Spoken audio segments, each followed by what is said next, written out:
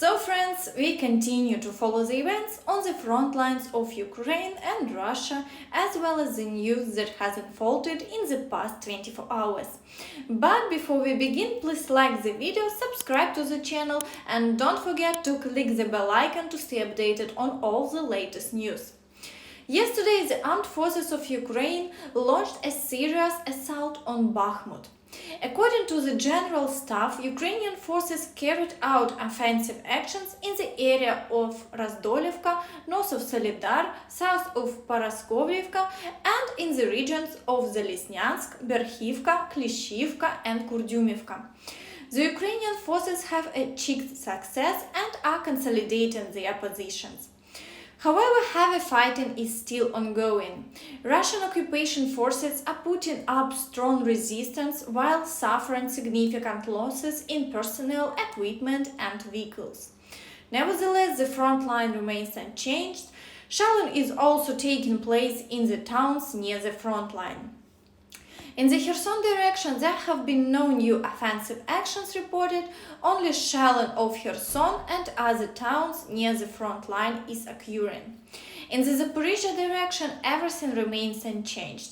The Ukrainian armed forces have suspended their activities and there are no active battles taking place. They may be preparing new reserves and will soon bring us some good news. Meanwhile, Russia continues to shell towns near the border. In the direction of Vuhledar, Russia is conducting offensive actions towards the town of Rivnopil.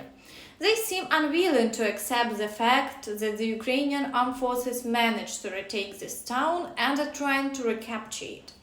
However, as usual, they are unsuccessful and the front line remains unchanged. There are also reports of shelling in Vuhledar itself and the towns near the front line.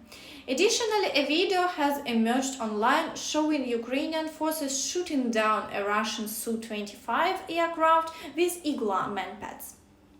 In the Avdiivka direction, the situation is also stable. Russia has ceased its activities and no combat actions have been reported. However, Russia has carried out airstrikes and artillery shelling in the area of more than 20 towns, including Keramik, Novokalinovo, Avdiivka, Yasnobrodivka, Pervomayske and Novoselsky in Donetsk region. In the Mariinka direction, Russian forces conducted offensive actions in the areas of Mariinka and Pobeda, but as usual they didn't succeed. Russia also carried out airstrikes near Mariinka and Krasnogorivka. At the same time, they conducted artillery shelling in more than 10 towns, including Mariinka, Ilyinka and Pobeda in Donetsk region. In the Dvorichny direction, everything is currently calm, with no combat actions reported, but shelling along the entire front line continues. In the Siversk-Kremina direction, Russia continues its attacks on Bilogorivka towards Siversk, but the Ukrainian armed forces successfully defend their positions and the front line remains unchanged. In Kramatorsk, on the morning of June 29th, rescue workers recovered the body of another deceased person from the debris. The death toll has risen to 12 and 11 people have been rescued. Emergency rescue operations have been completed, according to the State Emergency Service. The Ministry of Internal Affairs clarified that 65 people were injured as a result of two shelling incidents. In the US, it is believed that Putin's red lines are more flexible than previously thought.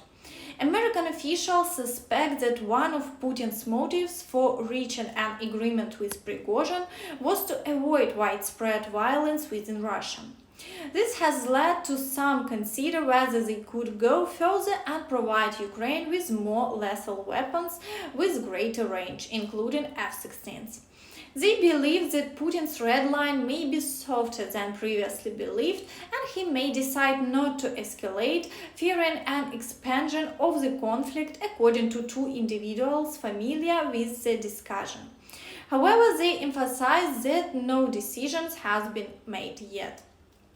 According to the Institute for the Study of War, the sides are still in negotiations following the Wagner PMC uprising regarding the proposed agreement by self-proclaimed President Alexander Lukashenko of Belarus.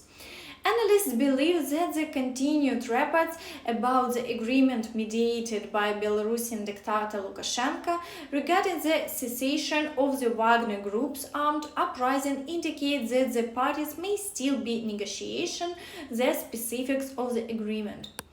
Russian sources continued to speculate on the details of this agreement on June 28.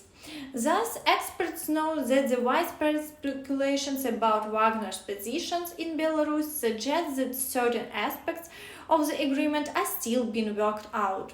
Furthermore, Russian sources suggest that the Wagner rebellion already has a powerful influence on the Russian command structure.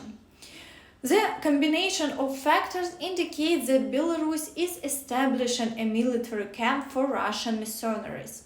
In recent days, a large amount of information has emerged that workers from different regions of the country, along with their construction equipment, are being brought to the village of Tsil, located 90 kilometers from Minsk. According to various reports, the work began on Sunday, June 25th or Monday, June 26th, as reported by Hayun. However, analysts emphasize that these data are still being verified and are not fully verified.